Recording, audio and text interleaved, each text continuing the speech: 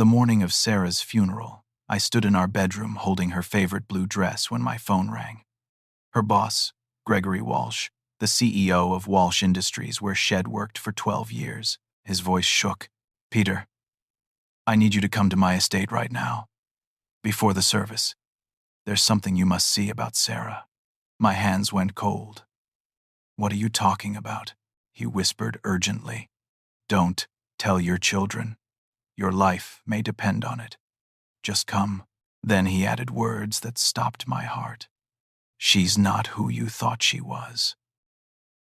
I stood there frozen, the phone pressed against my ear, Sarah's dress slipping from my trembling fingers onto our bed, the bed we'd shared for 34 years. The bed where Shed died 3 days ago, collapsing in our bathroom at 6:15 in the morning while I was downstairs making coffee.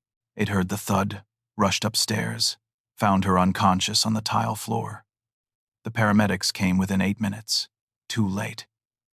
The emergency room doctor told me it was a massive heart attack. Sudden, unpredictable. She was 58 years old and seemingly healthy. Now her boss was telling me she wasn't who I thought she was. What could that possibly mean? "Gregory, I don't understand," I said, my voice cracking. "What are you talking about?"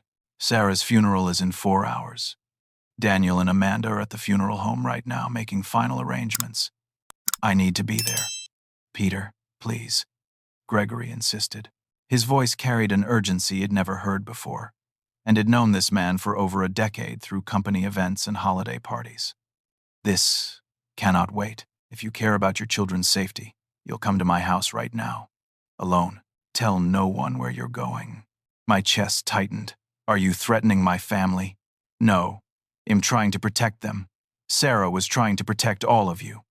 Please, Peter, trust me on this." I looked at the clock. 7:30 in the morning. The funeral was scheduled for 11:30. Gregory's estate was 40 minutes away in Oakmont Hills, the wealthy suburb where executives and old money families lived behind gates and manicured hedges. I could make it there and back in time if I left immediately. "He'll be there in 45 minutes, I said. "Thank you. Park in the circular drive. Come to the front door. And Peter, I mean it about not telling your children." "Not yet." He hung up before I could ask anything else. I grabbed my jacket and keys, my mind racing through possibilities. Had Sarah been having an affair with Gregory? No, that was absurd. Sarah wasn't like that. And Gregory was happily married with 3 grandchildren. Had she embezzled money? Also ridiculous. Sarah was the most honest person I'd ever known. She'd return a penny if a cashier gave her too much change. I called Daniel. My son answered on the second ring. "Hey, Dad. Where are you? We're almost done here with the flower arrangements. Mom would have loved the white lilies." "That's good, son," I said, trying to keep my voice steady. "Listen, I need to run an errand. Something to do with your mother's paperwork. I'll meet you at the church by 10:30, okay?" "Sure, Dad. You need any help?" No, I've got it handled. You and Amanda just finish up there. I'll see you soon." I hated lying to my children, but Gregory's warning echoed in my head. Your life may depend on it. The drive to Oakmont Hills felt surreal. I'd barely slept since Sarah died, and exhaustion made everything seem distant and dreamlike. The morning sun was too bright. Other cars on the highway seemed to move in slow motion. I kept the radio off, unable to bear the cheerfulness of morning talk shows or the emotional weight of music. Sarah and I had built a good life together. I owned a construction company that had done well over the years. We'd raised 2 wonderful children. Daniel was 32, a civil engineer, engaged to a lovely woman named Jessica. Amanda was 29, working on her master's degree in education. Sarah had been so proud of them both. Shed worked as Gregory Walsh's executive assistant for 12 years, ever since Walsh Industries had expanded their regional office to our city. Shed been his right hand, managing his schedule, handling confidential correspondence, organizing board meetings. She worked long hours sometimes, came home tired but satisfied. Shed found the job fulfilling, felt valued and respected.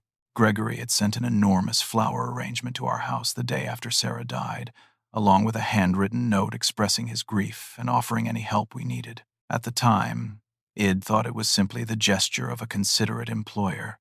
Now I wondered what else lay beneath that gesture. I exited the highway and wound through the tree-lined streets of Oakmont Hills.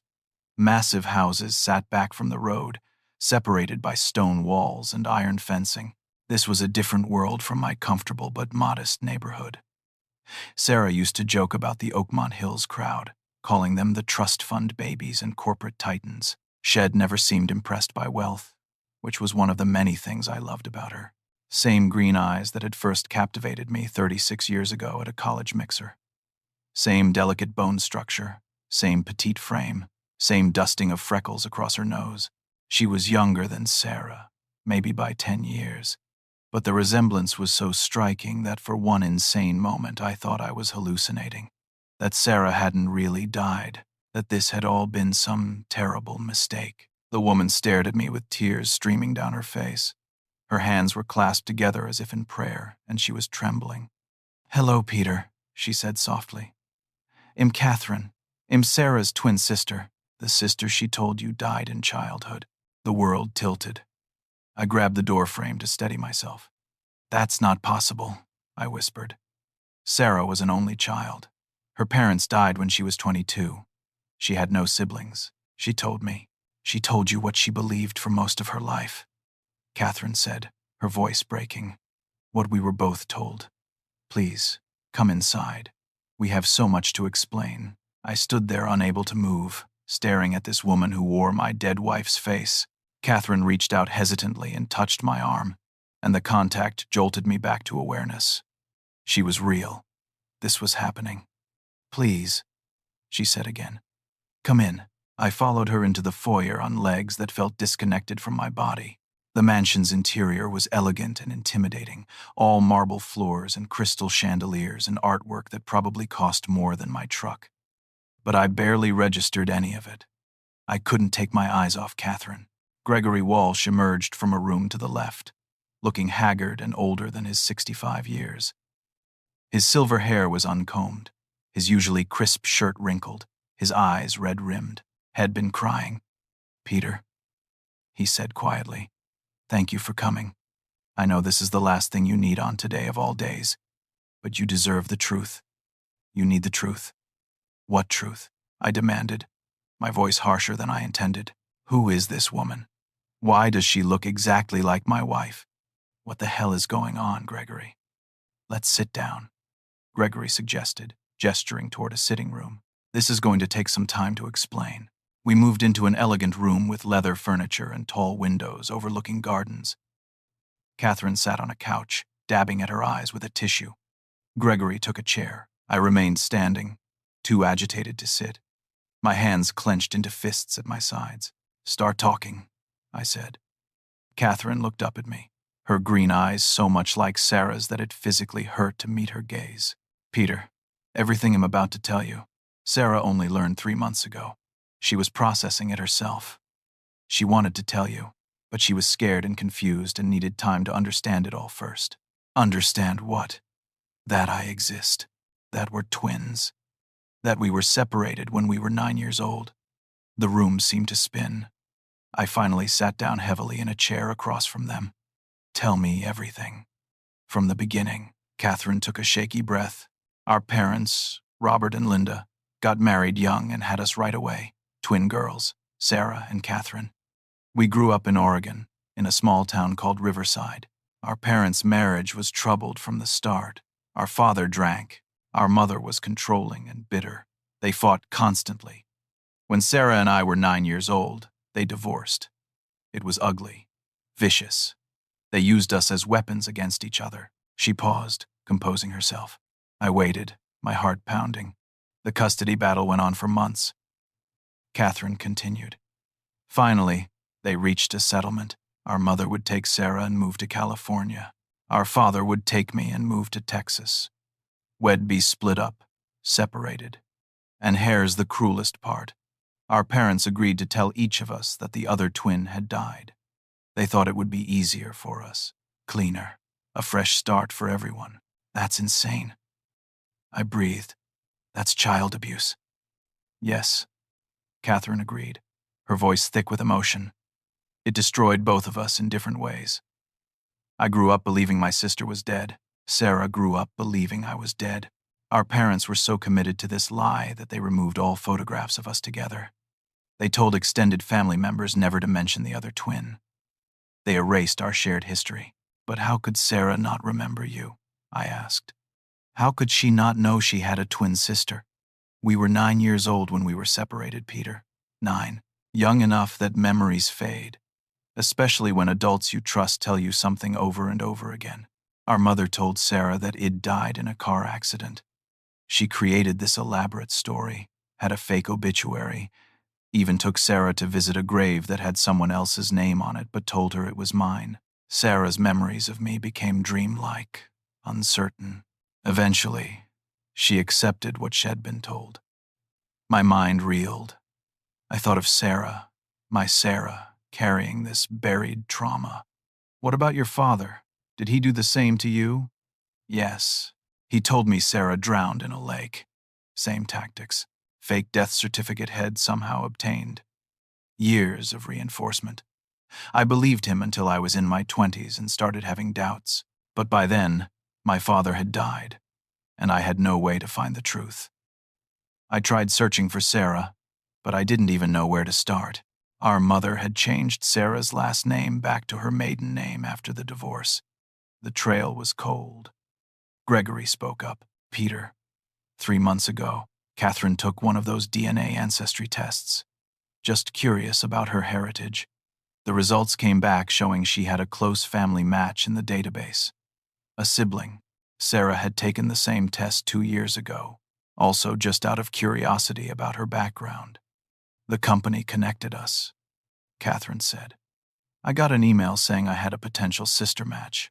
I couldn't believe it. I'd spent 38 years thinking Sarah was dead. When I saw her name, her profile, her photograph, I collapsed. I sobbed for hours.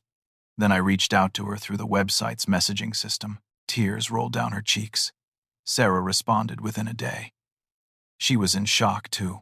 We started emailing, then talking on the phone. We met in person 6 weeks ago at a coffee shop halfway between here and where I live in Denver. Peter. It was like looking in a mirror. We sat across from each other and cried and laughed and tried to piece together 38 years of missing each other. Why didn't she tell me? I asked, my voice breaking. We told each other everything. Why would she keep this from me? She was going to tell you, Catherine insisted. She wanted to. But Peter, imagine how she felt. Her entire childhood, her understanding of her own history, everything her mother had told her. It was all a lie. She was grieving the mother she'd lost, angry at her for the deception, confused about her own identity, and terrified about how to explain all this to you and your children. She asked me to give her time. She wanted to process it first, maybe see a therapist, figure out how to present this to her family in a way that made sense. Gregory leaned forward. Peter, Sarah came to me 6 weeks ago and told me everything. She trusted me, and she needed advice. I encouraged her to tell you sooner rather than later. I told her secrets have a way of becoming more damaging the longer they're kept. But I also understood her hesitation. This was enormous. I sat there trying to absorb it all. Sarah had a twin sister. Catherine was real. Sarah had been rebuilding a relationship with her, all while I went about my daily life completely unaware. Okay, I said slowly. This is shocking. And I'm hurt Sarah didn't trust me with it. But Gregory, why did you tell me on the phone that my life might be in danger? Why did you say I needed to see this before the funeral? What does any of this have to do with danger? Gregory's expression darkened. He exchanged a look with Catherine, and I saw fear pass between them. That's not why I called you here, Peter, Gregory said quietly. There's something else, something much worse. He reached beside his chair and picked up a manila folder I hadn't noticed before. He opened it and spread photographs across the coffee table between us. My blood turned cold. The photographs showed my house, my street, multiple images taken from different angles over what appeared to be several weeks. In some of them, I could see Sarah's car in the driveway. In others, Sarah herself was visible, getting the mail, taking out the trash, walking to her car. "What is this?" I demanded. "Who took these?" "Someone was surveilling your home," Gregory said grimly. Sarah came to me terrified 3 weeks ago. She'd been approached in a grocery store parking lot by a man who knew things he shouldn't know. He knew about Catherine. He knew about their reunion. He knew details about your family, your business, your finances. And he told Sarah that if she didn't cooperate with him, he would destroy your family. The photographs spread before me felt obscene, like someone had violated the sanctity of my home, my marriage, my life. I picked up one image that showed Sarah standing in our driveway, talking on her phone, completely unaware she was being watched. The date stamp in the corner read 5 weeks ago. Who was this man? I asked, my voice tight with barely controlled rage. What did he want from Sarah? Catherine spoke, her face pale. His name is Victor Reeves. As a private investigator. Peter, this is my fault. This all connects back to me and my ex-husband. What are you talking about? She twisted the tissue in her hands. I was married for 11 years to a man named Frank Morrison, wealthy family, real estate developer. On the surface, he seemed perfect, charming, successful, generous, but behind closed doors, he was controlling and emotionally abusive. He monitored everywhere I went. He criticized everything I did. He isolated me from friends. It took me years to build up the courage to leave him, but 8 years ago, I finally filed for divorce. Frank didn't take it well, she continued. He fought me on everything, made the divorce as painful and expensive as possible. Eventually, we reached a settlement, but Frank never forgave me for leaving. He told me Eid humiliated him, ruined his reputation. I got a restraining order because he kept showing up at my apartment, calling me at all hours, sending threatening messages. Finally, about 3 years ago, he seemed to back off. I thought Head moved on. Gregory picked up the story. But he hadn't moved on. Head hired Victor Reeves to keep tabs on Catherine.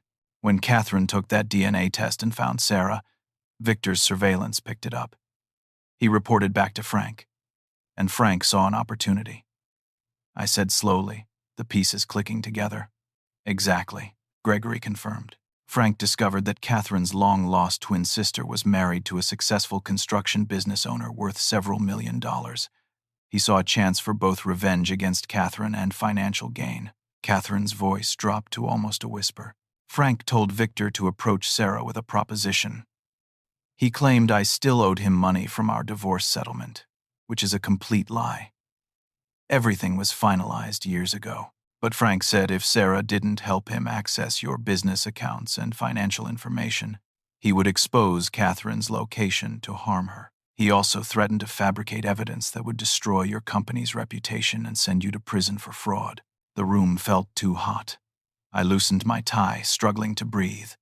Sarah would never have helped him. She'd never betray me like that. She didn't, Gregory said firmly.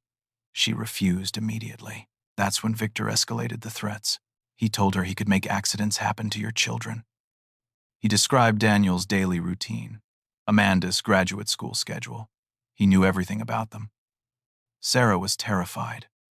Why didn't she come to me? I demanded, standing up and pacing. We could have gone to the police together.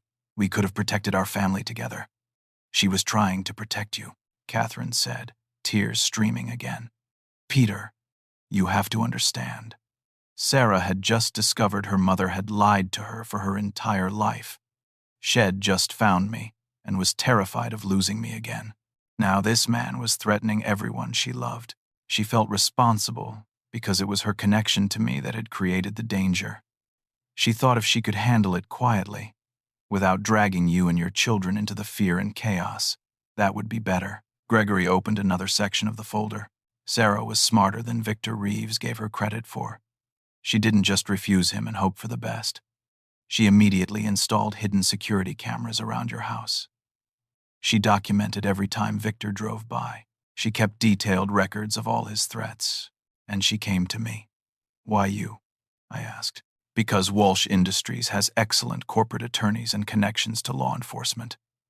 Sarah asked me to help her build a case against Frank Morrison and Victor Reeves for extortion, stalking, and harassment. I immediately brought in our legal team. We were working on it quietly but aggressively. He pulled out more documents, printed emails, and what looked like journal entries. Sarah kept meticulous notes. Look at this. I sat back down and read through the pages with shaking hands. Sarah's familiar handwriting covered several sheets of paper, dated entries documenting everything. Her fear, her determination, her love for me and our children, her resolve to protect us all.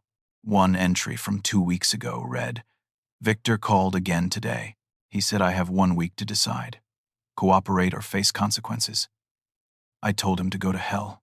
Gregory's lawyers say we're close to having enough evidence for the FBI. I just need to hold on a little longer. Peter still doesn't know. I see the toll this stress is taking on me, but I can't burden him with this.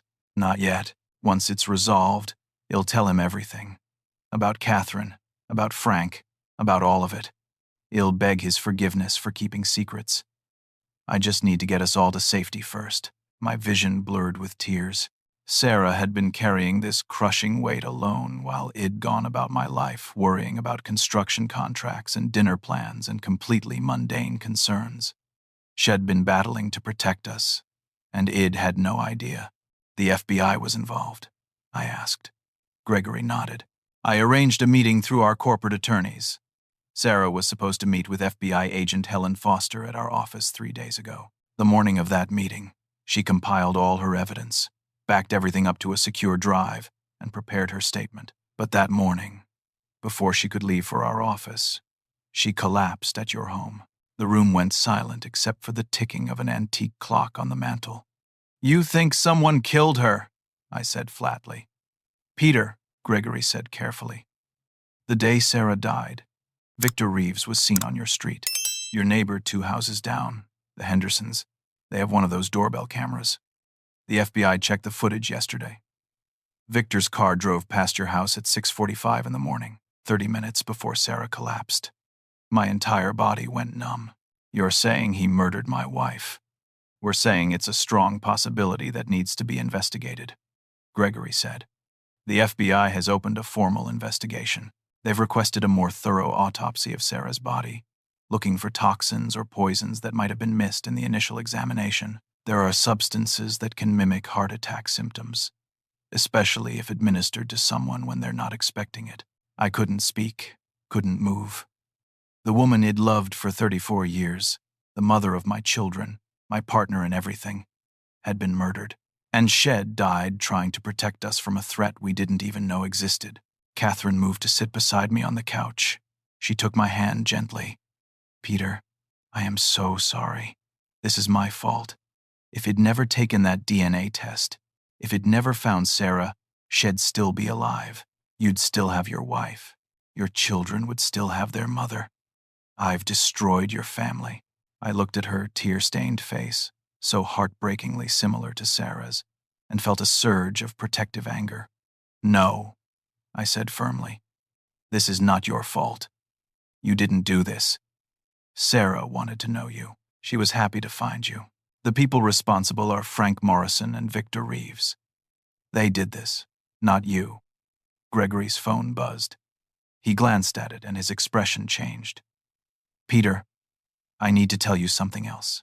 Something that just happened." My stomach dropped. "What now?" "Daniel called the funeral home office 20 minutes ago looking for you. A man showed up there claiming to be Sarah's cousin. He was asking Daniel and Amanda questions about Sarah's assets, about your business, about where you were.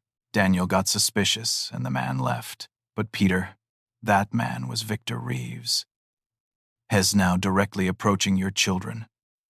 I shot to my feet, my phone already in my hand. "I need to call them. I need to warn them. The FBI is already on it," Gregory said quickly.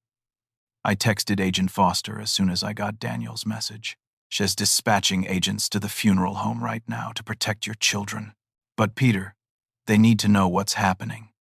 You can't keep them in the dark anymore. This is too dangerous." He was right. I dialed Daniel's number with trembling fingers. He answered on the first ring. "Dad, where are you?" "Some weird guy was just here asking about Mom and you and the business. Amanda and I got really uncomfortable. Is everything okay?" "Son, listen to me carefully," I said. "Stay at the funeral home. Don't go anywhere. The FBI is sending agents to protect you and your sister. I know this sounds crazy, but trust me. Do not leave that building until the FBI gets there. Do you understand?" "FBI? Dad, what's going on? You're scaring me." "I'll explain everything soon, I promise. Is Amanda with you right now?" "Yeah, she's right here." "Good. Stay together. Lock the doors if you can. The agents will be there in minutes. I love you, son." "Dad, please tell me what's happening." "Soon, I promise. Stay safe." I hung up and looked at Gregory and Catherine. "We need to end this. Today. Now. I want to look Victor Reeves in the eye and make him pay for what he did to Sarah." Gregory nodded slowly. "Agent Foster wants to meet with you. She's coming here. She should arrive within the hour. Peter, I know today is supposed to be Sarah's funeral, but we may need to delay it by one day. The investigation takes precedence." I thought of Sarah lying in that funeral home, waiting for her final goodbye, and fury burned through me like acid. She deserved better than this. She deserved justice. "Delay the funeral," I said. "Sarah would understand. She'd want us to finish what she started. She'd want her children safe. Everything else can wait." Catherine squeezed my hand. "Well, get through this, Peter. Together. That's what Sarah would want. For her family to be together and safe." I looked at this woman who was a stranger, and yet family, who carried my wife's face and had brought both revelation and danger into our lives. And I realized Sarah had been right to want to know her, despite everything, despite the pain and the threats and the tragedy. Catherine was a gift Sarah had tried to give us. A sister, an aunt. Family we'd never known existed. "Tell me about her," I said suddenly. "Tell me about the Sarah you knew, the 9-year-old girl before you were separated. Help me understand who she was before I met her." And there in Gregory Walsh's elegant sitting room, while we waited for the FBI and plotted justice for my murdered wife, Catherine began to share memories of 2 little girls who'd been torn apart and had finally, briefly, found each other again before death separated them once more. FBI agent Helen Foster arrived 53 minutes later, a tall woman in her mid-40s with sharp eyes and an air of competent authority. She came with a younger male agent named Marcus Chen, who carried a laptop and recording equipment. "Wait, I need to stop and reconsider the name. The instructions specifically forbid using Chen, Kim, or Lee. Let me correct that." FBI agent Helen Foster arrived 53 minutes later, a tall woman in her mid-40s with sharp eyes and an air of competent authority. She came with a younger male agent named Marcus Riley, who carried a laptop and recording equipment. Gregory showed them into his study, a wood-paneled room lined with bookshelves. We all sat around a massive oak desk while Agent Foster opened a thick file folder. "Mr. Thompson," she said, addressing me with a directness I appreciated. "I'm very sorry for your loss. I understand this is an incredibly difficult time, but I need you to understand the gravity of what we're dealing with here. Your wife was building a federal case against Victor Reeves and Frank Morrison. The evidence she gathered is substantial.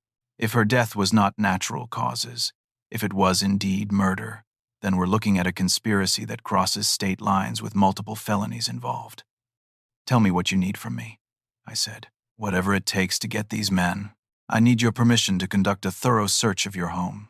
Sarah indicated in her notes that she hid backup copies of all her evidence somewhere in the house, separate from what she gave Gregory. "We need to find that. You have my permission. Search the whole place." Agent Foster nodded to Agent Riley, who made a note. She continued, "I also need you to provide detailed information about your business finances. If Frank Morrison was planning to fabricate fraud charges against you, we need to document that everything is legitimate so we can disprove any false allegations he might make. My accountant can provide everything you need. I have nothing to hide." "Good." She pulled out several photographs, the same surveillance images Gregory had shown me, plus additional ones I hadn't seen. Victor Reeves has a history of crossing legal boundaries, has been investigated twice before for harassment and intimidation tactics on behalf of clients. Both times, the cases were dropped because witnesses became too frightened to testify. Hes careful, but Hes not invincible. Catherine spoke up. Agent Foster, what about Frank? Have you contacted him yet? We have agents approaching his residence in Austin as we speak. He doesn't know we're coming. We want to gauge his reaction when confronted. Hell, deny everything, Catherine said bitterly. Frank is an expert at playing the victim. Hell claim making false accusations out of spite from the divorce. Hell say he had nothing to do with Sarah's death. Let him deny it. Agent Foster said coolly. We have phone records showing multiple calls between Frank Morrison and Victor Reeves over the past 3 months. We have financial records showing Frank paid Victor over $60,000 during that time. We have testimony from you about Frank's history of abuse and stalking, and we have Sarah's documented evidence of Victor's threats. Frank can deny all he wants. The evidence tells a different story. Agent Riley looked up from his laptop. Agent Foster, the preliminary toxicology results just came in from the medical examiner. Everyone in the room tensed. What did they find? I asked, barely able to get the words out. Agent Riley read from his screen. The medical examiner conducted a more extensive analysis, looking for exotic compounds that wouldn't show up in a standard toxicology screen. They found trace amounts of a substance called batritoxin in Sarah's system. What is that? Gregory asked. It's an extremely potent alkaloid toxin found in certain South American poison dart frogs, Agent Riley explained. A tiny amount, we're talking micrograms, can cause cardiac arrest that mimics a natural heart attack.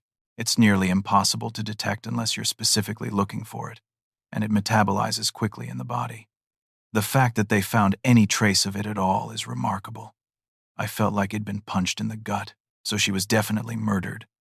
Yes, Agent Foster said quietly. I'm very sorry, Mr. Thompson. Your wife was murdered. This is now officially a homicide investigation. The room spun. I gripped the arms of my chair, trying to stay grounded. Sarah had been poisoned. Someone had deliberately given her a toxin designed to kill her and make it look natural. Someone had stolen her from me, from our children, from Catherine, from everyone who loved her. How would Victor Reeves get access to something like that? I demanded. Batrachotoxin can be purchased on the black market if you know where to look, Agent Foster said. It's not easy to obtain, but it's possible. We're currently investigating Victor's contacts and travel history.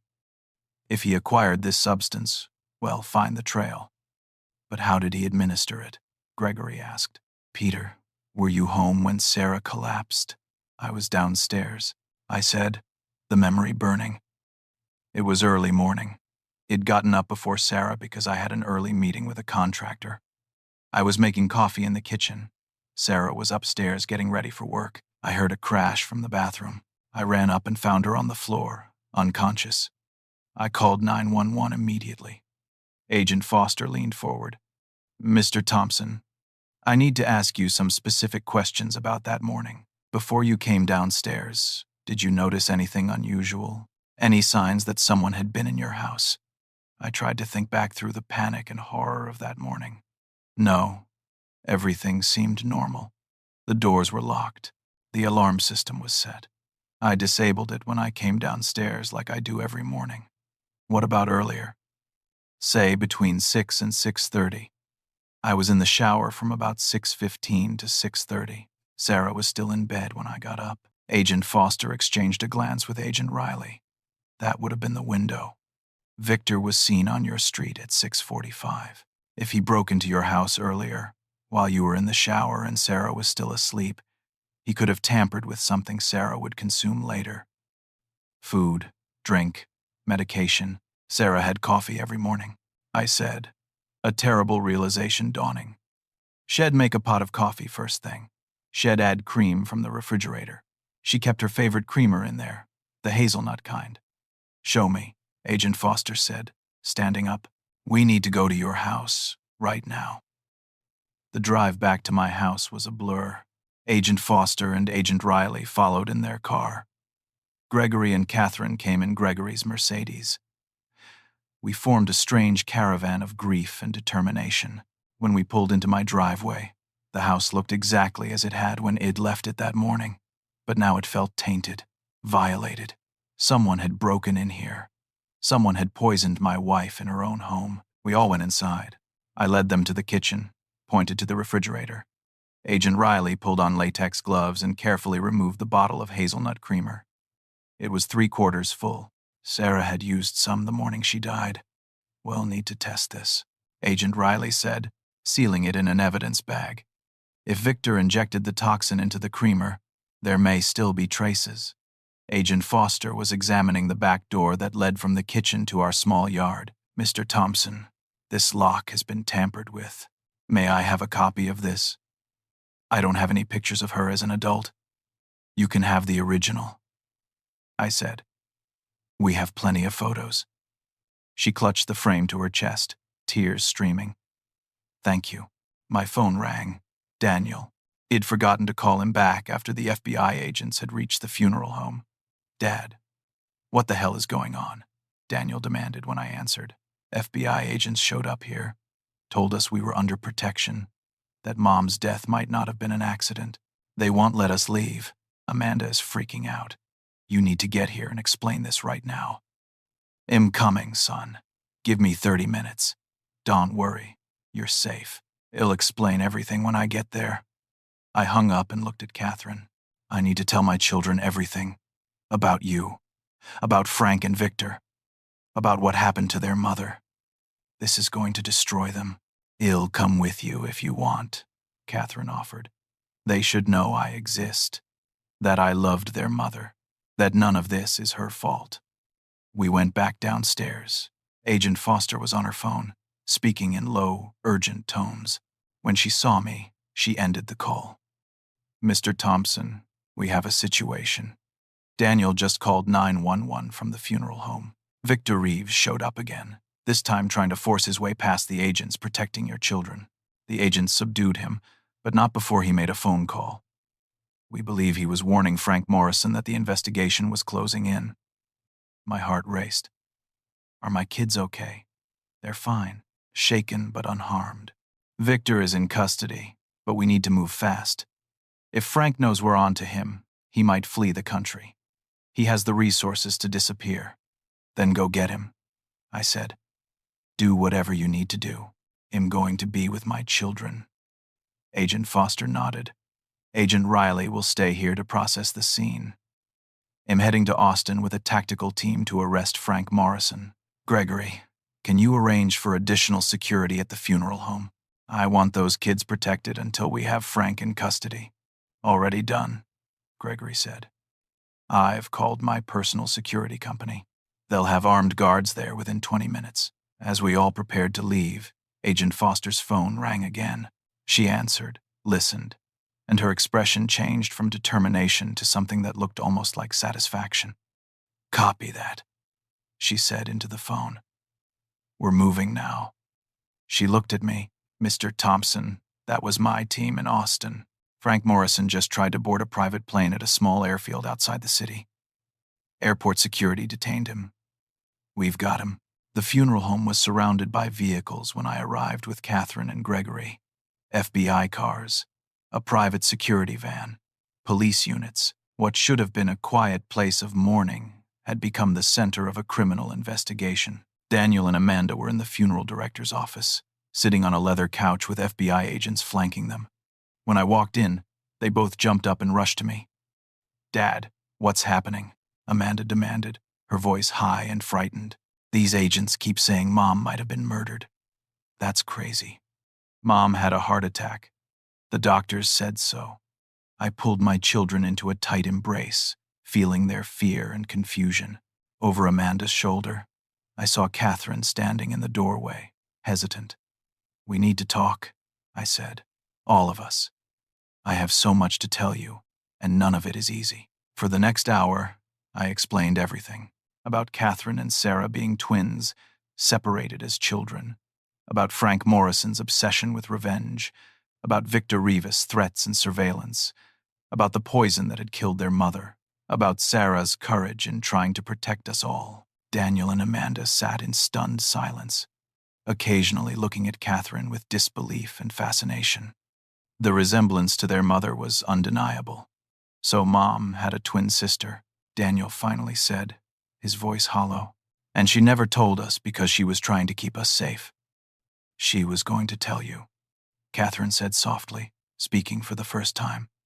"She talked about you both constantly when we met. She was so proud of you. She wanted you to know me, to have an aunt, to understand the full story. She just needed time to process it herself first." Amanda stared at Catherine. "You look exactly like her. It's eerie, I know. I'm sorry if that's painful." "No," Amanda said quickly.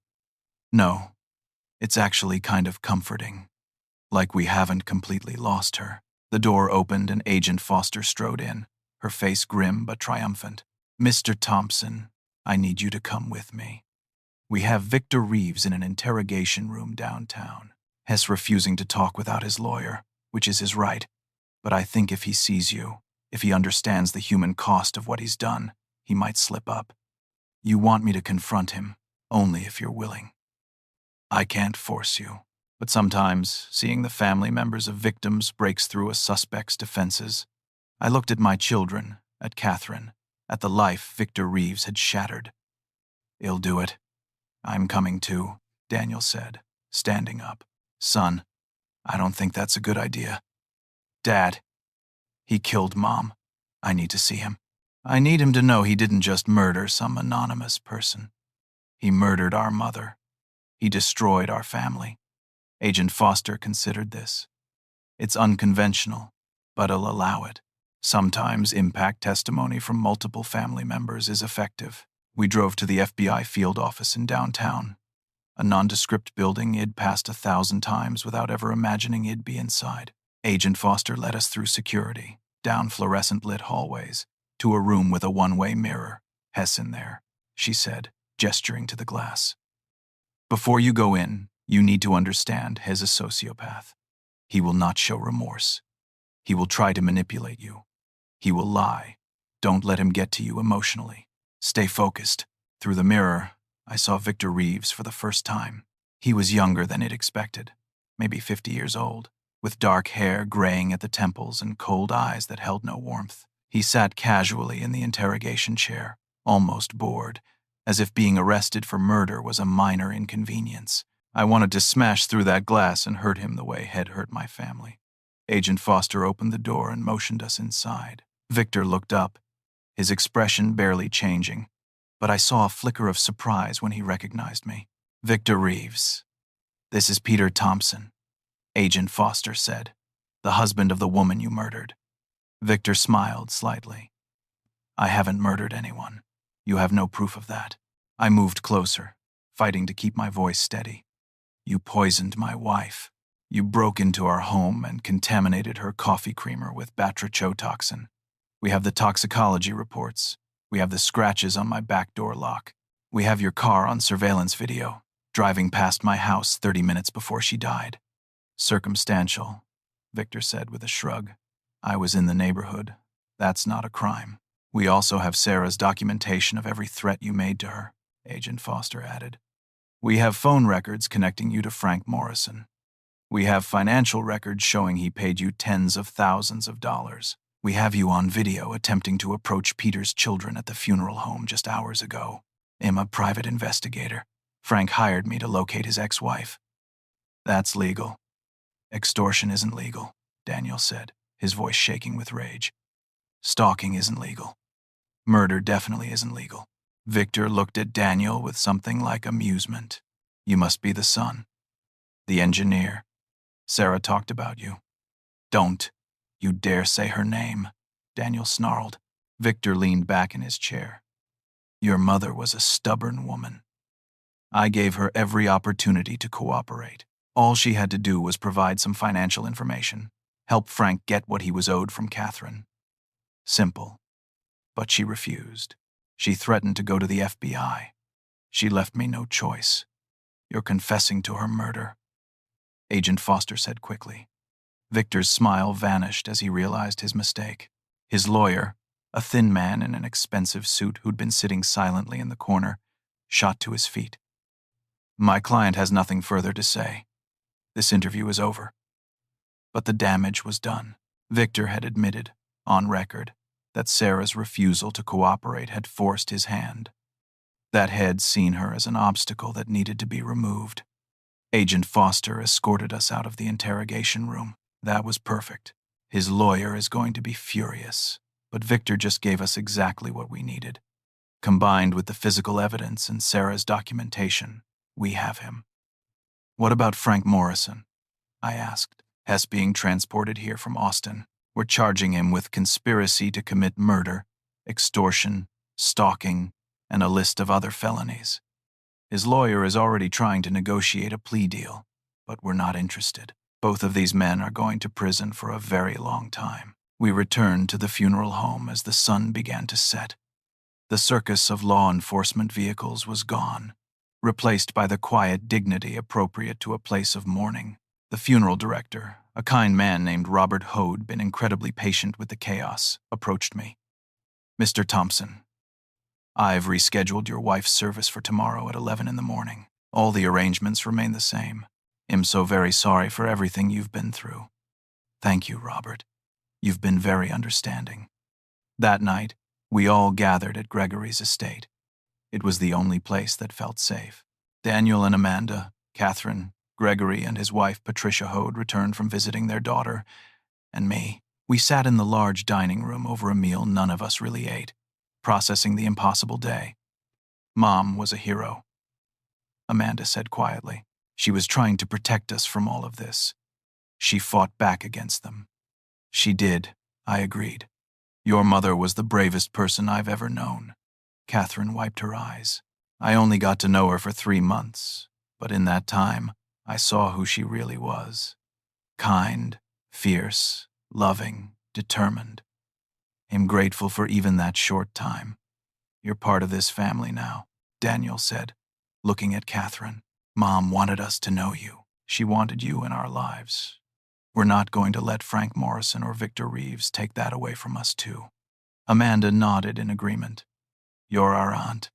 We've never had an aunt before. We'd like to get to know you, if that's okay. Catherine dissolved into tears. I'd like that very much, more than you know.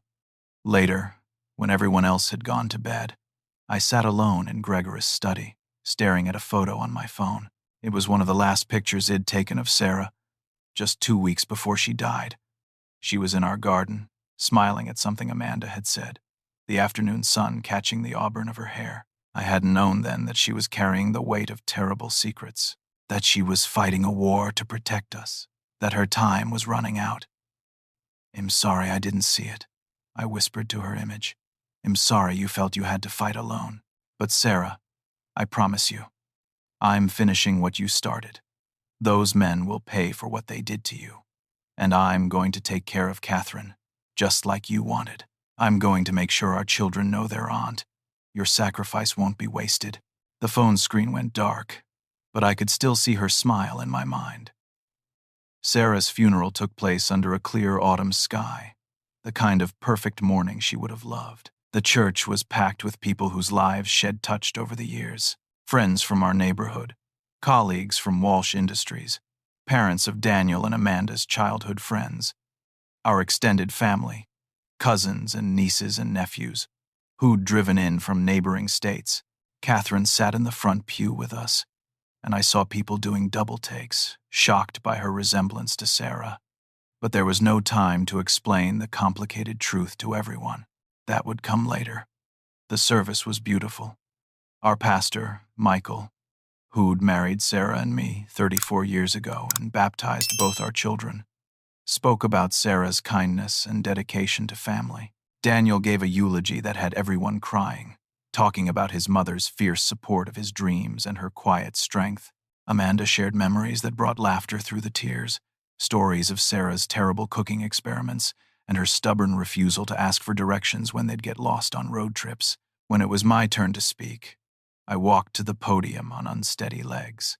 I looked out at all those faces, then down at the casket holding my wife's body, and somehow found words. Sarah was the love of my life. I began. We met when we were both 22 years old, at a college mixer where I spilled punch on her white dress. She should have been furious, but instead she laughed. That laugh is one of the first things I fell in love with. I shared stories of our early years together, building a life from nothing but hope and hard work.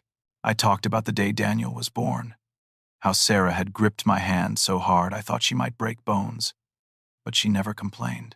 I described Amanda's birth 3 years later, and how Sarah had somehow juggled 2 small children while I was building the business, never making me feel guilty for the long hours, always supporting my dreams as much as her own. What I learned this week, I continued, my voice breaking, is that Sarah was even more remarkable than I knew. She faced dangers she never told me about because she was trying to protect our family. She carried burdens alone because she loved us too much to let us share her fear. That wasn't the right choice, maybe, but it was the choice she made out of love. I looked at Catherine. Sarah also carried secrets about her own past, painful truths she was only beginning to understand herself. Shed recently discovered she had a twin sister, Catherine, who's here with us today. They'd been separated as children through no fault of their own, and they'd only just found each other again. Sarah was planning to introduce Catherine to all of us, to bring her into our family, but she didn't get that chance. Murmurs rippled through the church. I pressed on. Sarah's death wasn't natural. It wasn't just bad luck or a weak heart. She was murdered by people who wanted to hurt our family, and she died fighting to keep us safe. The FBI has arrested those responsible, and they will face justice. But that justice can't bring Sarah back. It can't undo the hole she's left in all our lives. I had to pause, struggling for composure. Sarah left me a letter. She knew she was in danger, and she wanted me to know that every choice she made was out of love. She asked me to take care of Catherine, to make her part of our family. She asked me not to let her death define the rest of my life. She wanted me to find happiness again. Tears streamed down my face. I don't know how to do that yet. I don't know how to imagine a future without her. But I'm going to try because she asked me to, and because the best way to honor Sarah's memory is to live the way she lived, with courage and love and determination to protect the people who matter. I looked at the casket one more time. Goodbye, my love. Thank you for 34 beautiful years. Thank you for our children. Thank you for fighting for us even when we didn't know we needed protection. I'll see you again someday. Until then, I'll try to make you proud. The burial at Riverside Cemetery was smaller, just close family and a few friends. As we stood beside the grave, watching the casket lowered into the earth, Catherine took my hand on one side and Amanda took the other. Daniel stood close, his arm around his fiancée, Jessica. We were broken, all of us, but we were together. After the service, back at Gregory's estate, where Head insisted on hosting the reception, Agent Foster pulled me aside. Mr. Thompson, I wanted to update you on the investigation. Victor Reeves has officially confessed to Sarah's murder in exchange for a plea deal that takes the death penalty off the table. He'll spend the rest of his life in prison without possibility of parole. Has also provided detailed testimony against Frank Morrison. And Frank is fighting the charges, but is not going to win. Between Victor's testimony, the physical evidence, and Sarah's documentation, the case is airtight. His trial is set for 6 months from now, and the prosecutors are confident of a conviction, as looking at 20 to 25 years minimum. I nodded, feeling a grim satisfaction. Sarah would want them held accountable. There's something else, Agent Foster said, pulling an envelope from her jacket. We found this in Sarah's office at Walsh Industries, in a sealed file shed left with instructions that it be given to you in the event of her death. My hands shook as I opened it. Inside was a letter in Sarah's handwriting, dated 6 days before she died. My dearest Peter, it began. If you're reading this, I'm gone. I'm so sorry I kept secrets from you. I was trying to protect you and our children from dangerous people, but I realize now that secrets create their own kind of danger. I should have trusted you with the truth from the beginning. I should have let you help me fight instead of fighting alone. By now, Gregory has told you about Catherine. Peter, Finding my sister was one of the most incredible things that's ever happened to me. For 38 years, I believed she was dead. I mourned her without even realizing I was mourning. When I discovered she was alive, it was like getting back a piece of my soul I didn't know was missing. I know you'll be angry that I kept this from you. Please don't be. I was scared and confused, trying to process a lifetime of lies my mother told me. I needed time to understand it myself before I could explain it to you and the kids. I was planning to tell you everything after Thanksgiving. I wanted to have Catherine join us for the holiday, so you could all meet her properly. I've also left evidence with Gregory that will help bring justice if something happens to me. The people threatening our family are dangerous, but they're not as smart as they think. I've documented everything. The FBI will have what they need. Peter, my love, if I'm really gone, I need you to do something for me. Please don't blame yourself. There was nothing you could have done to prevent this. Please take care of Catherine. She's been alone for so long, and she's family. She needs you and the kids as much as you need her. Tell Daniel and Amanda I love them more than life itself. Tell them I'm proud of the people they've become. Tell them to be brave and kind and to always fight for what's right, even when it's hard. And Peter, this is the most important thing. Don't let my death define the rest of your life. You have so much left to give. You're only 63 years old. You could have 20 or 30 more years ahead of you. Don't waste them in grief. Honor my memory by living fully, by finding joy again, by maybe even loving again someday. I know that sounds impossible right now, but I mean it. I want you to be happy. I want you to laugh and travel and experience all the things we plan to do together in retirement. Do them anyway. Do them for both of us. It'll always be with you. In Daniel's smile, in Amanda's determination, in every sunrise you see, in every project you complete, and every moment of peace you find, death ends a life, not a relationship. We're connected forever. You and I. All my love, forever and always, Sarah. I read the letter 3 times, tears blurring the words. She'd known.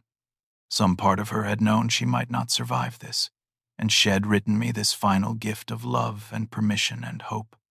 Catherine found me later, sitting alone in Gregory's garden. She sat beside me on the bench without speaking, just offering quiet companionship. After a while, I showed her the letter. She read it and cried. She wanted us to be family, Catherine said softly. Even at the end, she was thinking of us, of how to take care of everyone. That was Sarah. I agreed, always taking care of others. Will you really do it? Catherine asked. What, she asked. Take care of me? Let me be part of your family. I looked at this woman who was a stranger and yet somehow familiar, who carried my wife's face and had lost her sister twice. Yes, I said firmly. You're family now, Catherine. Daniel and Amanda need an aunt. I don't know, a friend who understands what we lost. You belong with us. She hugged me then, and we sat in that garden crying together for the woman we'd both loved and lost. 6 months passed. Winter gave way to spring, and slowly, painfully, life found a new rhythm. Victor Reeves was sentenced to life in prison without parole. Frank Morrison's trial lasted 3 weeks. The jury deliberated for less than 4 hours before finding him guilty on all charges. The judge sentenced him to 25 years. Neither man showed remorse. I attended both sentencings with Daniel, Amanda, and Catherine. When the judge asked if I wanted to make a victim impact statement at Frank's sentencing, I stood and faced the man who'd orchestrated my wife's murder. You took my wife from me, I said, my voice steady. You took a mother from her children. You took a sister from Catherine after they'd just found each other. You did this out of greed and revenge, for no reason except your own selfishness. Sarah fought against you with every ounce of her strength. She documented your crimes. She worked with the FBI. She protected her family even at the cost of her own life. You lost, Frank. You thought you were powerful, but you underestimated a woman who loved her family more than she feared you. I hope you spend every day of the next 25 years thinking about that. Frank stared at me with dead eyes, but I saw the flicker of understanding. He knew had been beaten by someone had considered weak. Life slowly rebuilt itself in unexpected ways. Catherine moved from Denver to our city, buying a small house just 15 minutes from mine. She and Amanda grew incredibly close, spending weekends together cooking and shopping and talking about Sarah. Daniel and his fiancée Jessica welcomed Catherine into their wedding planning, giving her a role as honorary family. Gregory Walsh established the Sarah Thompson Foundation with a generous initial donation.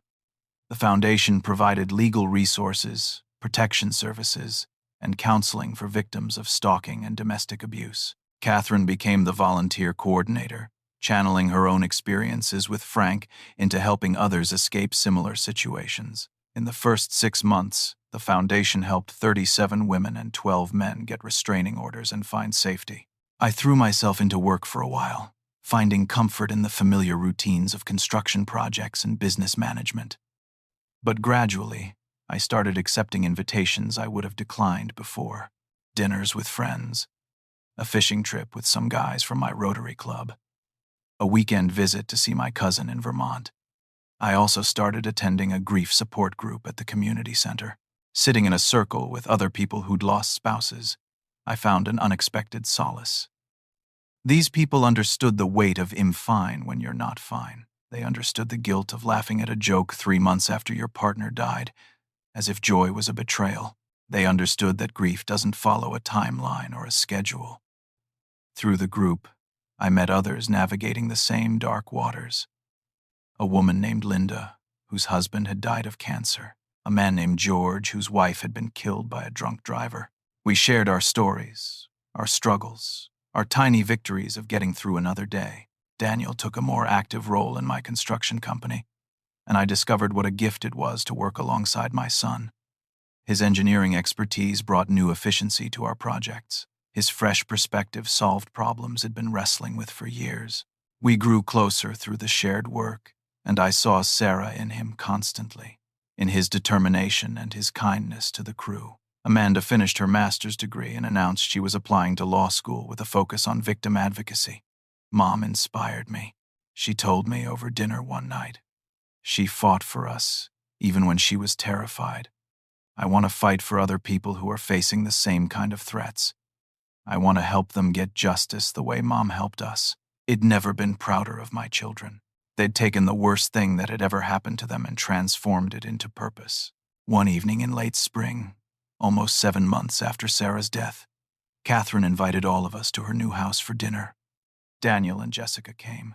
Amanda brought her new boyfriend. A law student named Thomas Shedd met during a campus advocacy event.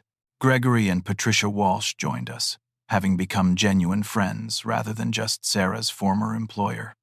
We gathered around Catherine's dining table, and it struck me how this looked like family, how it felt like family. Sarah would have loved this. She would have wanted all of us together, laughing and sharing stories and supporting each other. I want to propose a toast, Catherine said, raising her wine glass. To Sarah, the bravest person I ever knew. She spent 3 decades not knowing she had a sister, but when she found me, she welcomed me with open arms. She was planning to bring me into all your lives before she was taken from us. I'm grateful every day that you've honored her wish. You didn't have to accept me, but you did. You've given me the family I thought I'd lost forever. To Sarah, we all echoed, glasses raised. And to new beginnings, Gregory added. Sarah would want us to live fully, to find joy again. She wrote that in her letter to Peter. She believed in moving forward while still honoring the past. After dinner, Catherine pulled out a photo album she'd been creating. It contained pictures from her childhood, the few she had from before the separation, pictures of 2 identical little girls with auburn hair and mischievous smiles, playing in a sandbox, riding bicycles, hugging each other on a porch step. These are the only photos I have of us together, Catherine explained, turning the pages carefully. When our parents split us up, they tried to erase our shared history. But I kept these hidden. I couldn't let go completely, even when I believed she was dead. Amanda studied the images, tears in her eyes. Mom looks so happy in these. You both do. We were, Catherine said softly. For 9 years, we were each other's best friend. We had our own language, our own games. We were never apart. And then suddenly we were. And we were told the other was gone forever. She turned to the last page of the album. I'm adding new photos now. Of all of you. Of this family Sarah gave me. So that when people look at this album years from now, they'll see the whole story. The separation and the reunion. The loss and the healing. The way love survives even death. The last photo in the album was from Sarah's funeral. It showed all of us standing together by the grave. Sad but united. Broken but not destroyed. Mom would love this, Daniel said, his voice thick with emotion. Shed love that we're all together. That Catherine has us, and we have her. As spring turned to summer, I found myself thinking about Sarah's letter more and more. The part where Shed told me not to let her death define my life. To find happiness again. To maybe even love again someday. I wasn't ready for that last part. Might never be ready, but I was learning to accept moments of peace without guilt. I could enjoy a beautiful sunset without feeling like I was betraying Sarah's memory. I could laugh at something funny without immediately feeling the stab of grief that she wasn't there to laugh with me. The grief was still there, would always be there, but it was changing shape, becoming something I could carry rather than something that crushed me. One Saturday afternoon, I drove to Riverside Cemetery and sat beside Sarah's grave. The headstone was simple but elegant, with her name and dates and the inscription we'd all agreed on: beloved wife, mother, sister, and friend. She fought with courage and loved without limits. I'm doing what you asked, I told her, speaking aloud even though I felt foolish. Taking care of Catherine. She's amazing, Sarah. So strong and kind. The kids love her. She's really part of our family now, just like you wanted. I pulled some weeds that had sprouted around the grave, arranged the fresh flowers it brought. Daniel and Jessica are getting married in October. Catherine is going to walk down the aisle with me, representing you. We thought you'd like that. Amanda's applying to law schools. She wants to help people the way you tried to help yourself and us. A breeze rustled through the cemetery trees. I'm trying to live, Sarah. Really live, not just exist.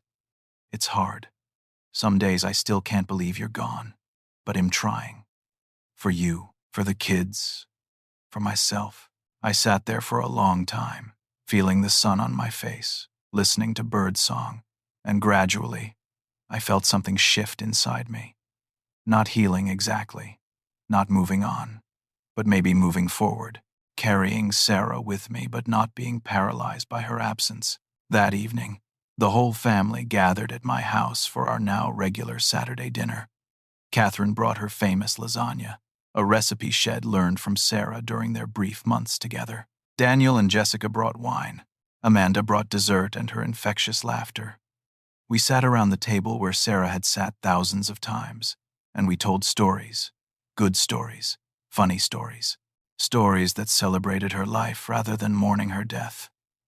Remember when Mom tried to surprise us with homemade pizza? Amanda said, giggling, and the dough stuck to the ceiling. She never did master baking. I agreed, smiling at the memory, but she kept trying. That was so Sarah, never giving up even when she probably should have. She told me about the ceiling pizza incident.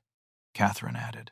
She laughed so hard when she described trying to scrape dough off your kitchen ceiling at midnight. We laughed together, and it felt good. It felt like healing. As the evening wound down and people started heading home, Catherine stayed behind to help me clean up. Peter, she said as we loaded the dishwasher, I want you to know how grateful I am. You didn't have to accept me. You could have blamed me for bringing danger into Sarah's life. But instead, you've given me a family, a home, a place to belong. That's a gift I can never repay. You don't need to repay it, I said. You're Sarah's sister. That makes you family. Simple as that.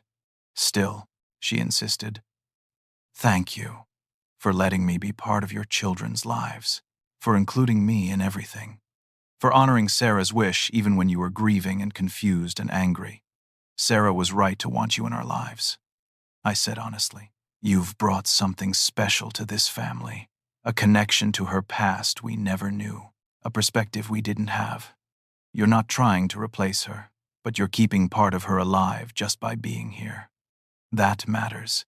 We finished the dishes in comfortable silence, and as Catherine got ready to leave, she hugged me tightly. "We're going to be okay," she said. "All of us." Sarah made sure of that, even after she was gone. She documented everything so justice would be served. She wrote letters to guide us. She brought us together. That's her final gift to us.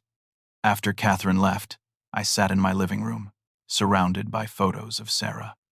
Our wedding picture, photos of her pregnant with Daniel and Amanda, family vacations, holidays, ordinary moments that had seemed unremarkable at the time but now felt precious. I thought about everything he'd learned over the past 6 months. That life can shatter in an instant. That secrets, even well-intentioned ones, carry dangers. That love means different things to different people, and sometimes it means carrying burdens alone, even when you shouldn't. That justice takes time but is worth fighting for. That family is about choice and commitment, not just blood. That healing isn't forgetting or replacing, but learning to carry loss without being crushed by it. Most importantly, he had learned that Sarah's death, as horrible and unjust as it was, hadn't destroyed us. We'd been broken, yes, shattered even. But we'd picked up the pieces and built something new, not better than what we had before. Nothing could replace Sarah, but something resilient, something strong, something that honored her memory by living fully despite the pain. Victor Reeves and Frank Morrison thought they could destroy my family. They thought Sarah was weak because she was kind.